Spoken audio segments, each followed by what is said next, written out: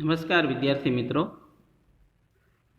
अगले वीडियो में हमने छठी कक्षा के काव्य 5 धरती को महकाए काव्य की जानकारी प्राप्त की और उसके प्रश्न और उसके उत्तर हमने देखे। आपने अपनी कॉपी में, अपनी नोटबुक में यह प्रश्न और उत्तर लिखे होंगे।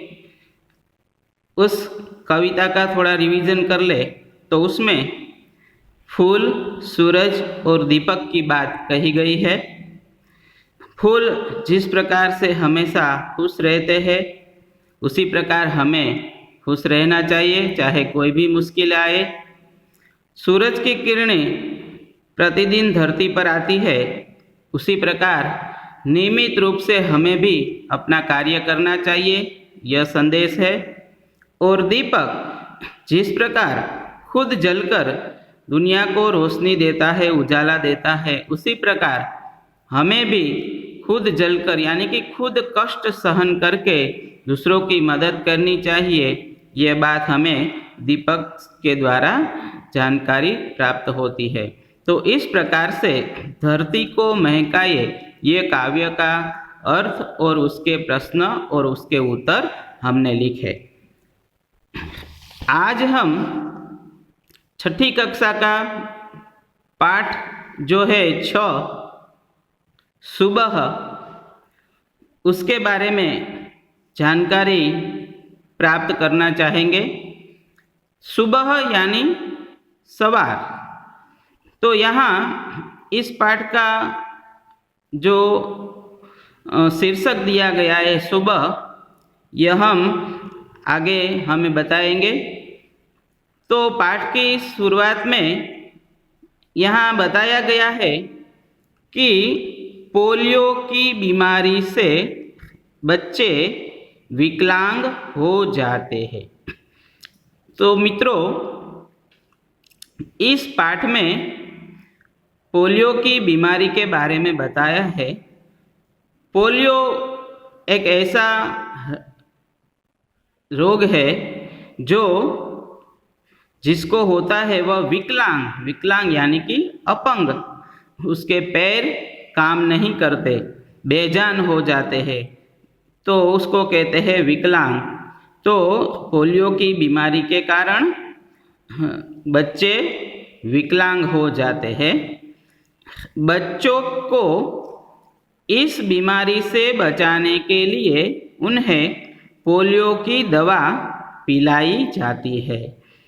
कि बच्चों को, ज़्यादातर छोटे बच्चों को यह पोलियो होता है और इस पोलियो की बीमारी से बचाने के लिए उन्हें पोलियो की दवा, यानी कि जब सरकार में से पोलियो अभियान चल रहा होता है तब हर मास को पोलियो के टीपे यानी कि उसकी दवा पिलाई जाती है। तो 2 बूंद पोलियो के हम बार बार सुनते हैं, 2 बूंदे पोलियो की। तो इस प्रकार से ये 2 बूंद जो है वह हमें पोलियो से बचाती है। तो हमें इस बात का ख्याल रखना चाहिए और जब भी ऐसा अभियान आता है तो छोटे बच्चों को यह पोलियो की 2 बूंदे अवश्य पिलानी चाहिए। इस सच्ची घटना में पोलियो विकलांग बालिका रेशमा अपनी सूझबूझ और साहस से काम लेती है। इस सच्ची घटना यानी कि यह जो पाठ दिया गया है वह सच्ची घटना है कि इसमें पोलियो विकलांग बालिका जिसका नाम है रेशमा, वह अपनी सूझबूझ और साहस से काम लेती है। यह बात यहाँ इस पाठ में हमें समझाई है। उसकी शारीरिक कमी उसके इरादों में कभी बाधा नहीं बनी। शारीरिक कमी यानी कि वह जो पोलियो के कारण विकलांग हो गई है, अपंग हो गई है, यह उसकी शारीरिक कमी उसके इरादों यानी कि उसके संकल्प में कभी बाधा यानी कि अड़चन नहीं बनी। कि वह जो रेशमा जो है उसको पोलियो हो गया, लेकिन उसका जो मनोबल है वह इतना दृढ़ है कि उसकी शारीरिक कमी उसके इरादों में कभी बाधा नहीं बनी। वह जिंदादिली एवं परिश्रम से अपना जीवन कैसे जी रही है, इसका निरूपण इस घटना में किया गया है कि जिंदादिली एवं परिश्रम से, जिंदादिली यानी कि हिम्मत से और परिश्रम से अपना जीवन कैसे जी रही है, यह बात हमें यहाँ इस पाठ में बताई गई है। तो सुबह जो पाठ है यह एक सच्ची घटना है और पोलियो की बीमारी के बारे में यहाँ बताया गया है। और रेशमा नाम की जो बालिका है वह इस पोलियो के कारण किस प्रकार विकलांग हुई और किस प्रकार से वह अपना जीवन यापन कर रही है, यह बात हमें यहाँ इस पाठ में समझाई गई है। तो हम पाठ की शुरुआत करते हैं। सुबह सुबह रेशमा ने देखा कि घर के सभी लोग सफाई में व्यस्त है। सुबह सुबह એટલે કે સવાર સવારમાં રેશમાએ જોયું તો ઘરના બધા લોકો સફાઈમાં વ્યસ્ત છે। વ્યસ્ત એટલે કે બધા લોકો ઘરના સફાઈ કરી રહ્યા હતા। कोई सामान झाड़ रहा है तो कोई मकड़ी के झाले उतार रहा है। सामान झाड़ना એટલે કે આપણે ગુજરાતીમાં કહીએ ધૂં ઝાડા, દિવાળી આવે અને આપણે જેમ સાફ સફાઈને ધૂં ઝાડા કરીએ એમ બધા સામાન ઝાડ રહ્યા है તો એટલે કે સામાન ઝાપટીને સાફસૂફ કરી રહ્યા છે। મકડી કે ઝાલે એટલે કે મકડી એટલે કરોળિયા, કરોળિયાના ઝાડા થઈ ગયા હોય એ ઉતારી રહ્યા છે એટલે કે એ પણ સાફ કરી રહ્યા છે। રેશમા ने सोचा जरूर आज कोई खास बात है। એટલે રેશમાએ વિચાર્યું કે જરૂર આજે કંઈક ખાસ વાત છે। माँ आज कोई खास बात है। सब इतनी सुबह उठकर घर की सफाई में जुटे हैं। रेशमा ने उत्सुकता से पूछा। रेशमा પોતાની માને કહે છે, પૂછે છે કે માં આજે કોઈ ખાસ વાત છે કે બધા આટલા વહેલા સવારમાં ઉઠી અને ઘરની સાફ સફાઈ કરે છે। રેશમાએ ઉત્સુકતાથી, ઉત્સુકતા એટલે કે રસથી એમ પોતે પૂછ્યું, जिज्ञासाથી पूछूं। हाँ बिटिया रानी, त्योहार के दिन है, भूल गई क्या? एनी माँ एने कहे छे हाँ बिटिया रानी એટલે કે હા મારી વાલી દીકરી, त्योहार के दिन है એટલે કે તહેવારના દિવસ છે। भूल गई क्या એટલે કે તું ભૂલી गई? पहले से ही साफ सफाई हो जाए तो अच्छी तरह त्योहार का आनंद ले पाएंगे। કે પહેલેથી જ સાફ સફાઈ થઈ જાય તો પછી આપણે તહેવારોનો આનંદ માણી શકીએ। એટલે જ આપણા ઘરની અંદર જ્યારે પણ આપણે દિવાળી હોય ત્યારે અગાઉથી જ આપણા ઘરની અંદર સાફ સફાઈ થઈ જાય એટલે બધા પછી તહેવારનો આનંદ માણી શકે। माँ ने प्यार से रेशमा के गाल को सहलाते हुए कहा। माए प्रेमથી રેશમાના ગાલ ઉપર હાથ ફેરવી અને કહ્યું એટલે કે આ રીતે એણે જવાબ આપ્યો।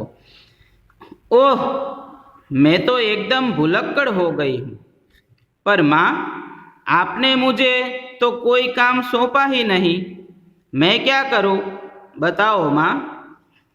એટલે રેશમા કહે છે ઓહ હું તો એકદમ ભૂલક્કડ એટલે કે બધું ભૂલી જાઉં છું, પણ માં તમે તો મને કંઈ કામ સોંપ્યું જ નહીં, હું શું કરું બતાવો। એની માને રેશમા આવી રીતે કહે છે ત્યારે એની માँ કહે છે अच्छा चलो पहले नहा धोकर तैयार हो जाओ, फिर बताऊंगी बहुत से काम है। એટલે પહેલાં કહે છે કે તું પહેલાં નાહી ધોઈને તૈયાર થઈ જા, પછી હું તને કામ બતાવીશ, ઘણા બધા કામ છે। मैं भी आपकी मदद करना चाहती हूँ। माँ ने कहा कि અત્યારે તો હું તારી મદદ કરવા ઈચ્છું છું. એટલે કે રેશમા પોતે અપાહિજ એટલે કે વિકલાંગ હતી. એ પોતે પોતાનું કામ કરી શકતી ન હતી. એટલે એની મા જે છે એને તેડીને એને બાથરૂમમાં લઈ જાઓ કે એની બધી જે કંઈ કરવાનું હોય શારીરિક ક્રિયા, તો એની મા એને તેડીને લઈ જતી. એટલે કે છે કે અત્યારે તો હું તારી મદદ કરવા ઈચ્છું છું.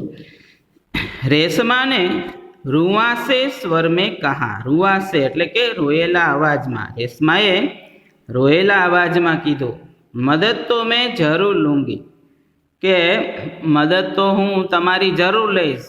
કારણ કે પોતે અપંગ હતી એટલે કાંઈ હાથે કરી શકતી ન હતી. એટલે કહે છે કે મદદ તો હું જરૂર લઈશ. मैंने तुम्हारे लिए कई काम सोच रखे हैं, नहा धोकर नाश्ता कर लो फिर बताऊंगी. એની માં કહે છે કે મેં તારા માટે ઘણા બધા કામ વિચારી રાખ્યા છે, પણ તું નાહી ધોઈને નાસ્તો કરી લે, પછી હું તને કામ बतावीश. कहते कहते माँ ने रेशमा को उसकी पहिए वाली कुर्सी पर बैठा दिया. કે આટલું કહીને એની માએ તેને पहिएवाली એટલે કે પૈડાવાળી જે વ્હીલચેર જેને આપણે કહીએ એવી ખુરશીની અંદર એને બેસાડી દીધી. કારણ કે રેશમાને પોલિયો થઈ ગયો હતો એટલે એના પગ જે છે એ ખોટા પડી ગયા હતા. એટલે પોતે હાથે કાંઈ પણ કામ કરી શકતી ન હતી. એટલા માટે એની મા જે છે એને તેડીને ખુરશી ઉપર બેસાડે છે. रेशमा ने अपनी पहिए वाली कुर्सी को धीरे धीरे धकेला और अपने दैनिक कार्यों में लग गई. पछी रेशमा पोतानी खुर्सी ने धक्को मारती ए आगळ धकेलवा मांडी अने पछी पोताना दैनिक कार्यनी अंदर लागी गई. तो इस प्रकार से यहाँ हमने देखा कि एक रेशमा नाम की जो लड़की है उसको पोलियो हो गया है और वह विकलांग हो गई है, इसलिए उसकी माँ उसकी मदद कर रही है. यहाँ तक की बात हमने देखी. अब आगे बताते हैं कि रेशमा जब 5 साल की थी तभी से उसके दोनों पैर काम नहीं करते थे. यानी कि जब 5 साल की थी तब तक तो वह अच्छी थी, लेकिन जब 5 साल की थी तभी से उसके दोनों पैर काम नहीं करते. એટલે કે 5 વર્ષની હતી ત્યારથી જ એના પગ કામ કરતા બંધ થઈ ગયા. तो आगे बताते हैं कि उसे बहुत तेज बुखार हुआ और घुटनों से नीचे दोनों पांव एकदम बेजान हो गए. कि उसको किस प्रकार से पोलियो हुआ यह बात बताते हैं कि रेशमा जब 5 साल की थी એટલે કે રેશમા જ્યારે 5 વર્ષની હતી ત્યારે એને ઉસે બહુત તેજ બુખાર હુઆ એટલે કે એને ખૂબ જ તેજ તાવ આવ્યો. બુખાર એટલે કે તાવ આવ્યો અને घुटनों से नीचे दोनों पांव एकदम बेजान हो गए. કે ઘૂંટણ એટલે કે ગોઠણથી નીચેના પગ એના જે છે એ એકદમ બેજાન એટલે કે કામ કરતા બંધ થઈ ગયા. બેજાન એટલે જેની અંદર જાન ન હોય તેવું. તો જાન ન હોય એટલે તે હાલી ચાલી શકે નહીં, એટલે કે બેજાન. તો કે છે કે એના બંને પગ એ બેજાન એટલે કે એ નિર્જીવ થઈ ગયા. પોતાની હાથે પછી પોતે ઊભી થઈ શકે નહીં, બેસી શકે નહીં, ચાલી શકે નહીં, એવી પરિસ્થિતિ થઈ गई. तो ये रेशमा को किस प्रकार से पोलियो हुआ यह बात यहाँ हमने देखी कि जब बुखार आया तब उसको उसके दोनों पांव एकदम बेजान हो गए. तो कई बच्चों को हमने देखा है कि बचपन में 1 साल 2 साल के हो 3 साल के हो तब उसको जो तेज बुखार आता है तब वह उसको ये पोलियो की बीमारी आ जाती है, यानी कि पोलियो हो जाता है और वह विकलांग हो जाते हैं. इसीलिए यहाँ सरकार हमें कहती है कि हमें 2 बूंद पोलियो के એટલે કે 2 ટીપા ફક્ત પોલિયોના 5 વર્ષ સુધીના બાળકને જો પીવડાવવામાં આવે તો એને પોલિયો થતો નથી. સરકારના અભિયાનથી ને અત્યારે આ પોલિયો ખૂબ નાબૂદ થઈ ગયો છે.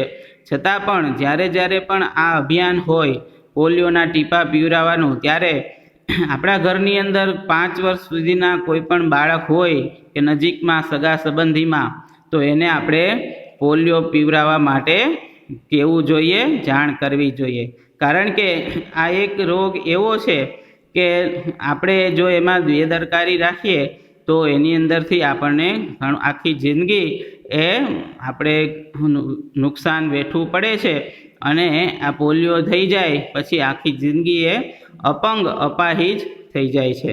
તો એટલા માટે કહે છે કે એના બંને પગ જે છે एकदम नकामा, बेजान એટલે કે नकामा થઈ ગયા. आगे कहते हैं, बहुत इलाज करवाया पर रेशमा के पाँवों में जान नहीं आई. बहुत इलाज करवाया એટલે કે ખૂબ જ એનો સારવાર કરાવી છતાં પણ એના પગની અંદર પાછી જાન એટલે કે પાછા એ હલનચલન કરી શકે એવું થઈ શક્યું નહીં. उसे पोलियो हो गया था, એને પોલિયો થઈ ગયો હતો. रेशमा बहुत हिम्मत वाली लड़की थी. रेशमा खूब ज हिम्मत वाली छोकरी थी.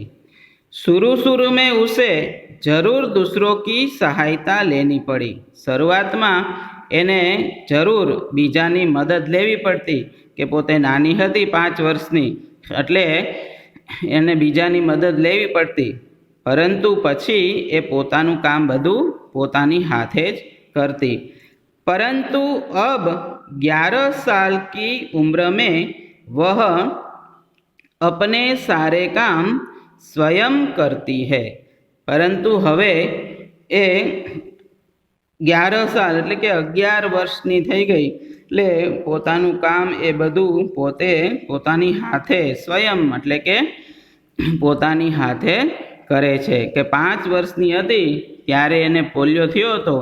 તો શરૂઆતમાં એને ઘરના મમ્મી પપ્પાની મદદ લેવી પડતી, પરંતુ હવે 11 વર્ષની થઈ ગઈ તેથી હવે તેને કોઈની મદદ લેવી પડતી નથી. એટલે કે પોતાનું કામ બધું પોતે જાતે જ કરે છે.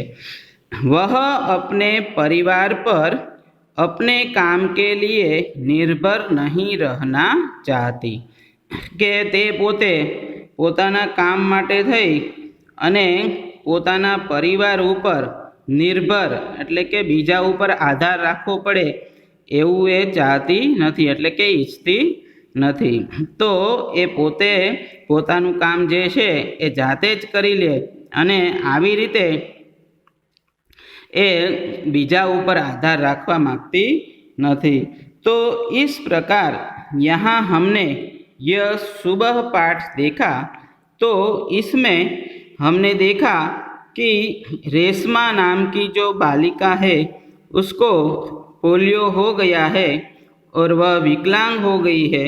और इस पोलियो की बीमारी के कारण वे खुद अपना काम नहीं कर सकती.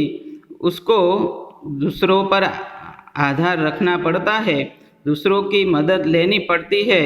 लेकिन फिर भी यहाँ उसकी जिंदा दिली और उसकी हिम्मत, यहाँ कहते हैं कि रेशमा हिम्मत वाली लड़की है और वह दूसरों की सहायता नहीं लेना चाहती.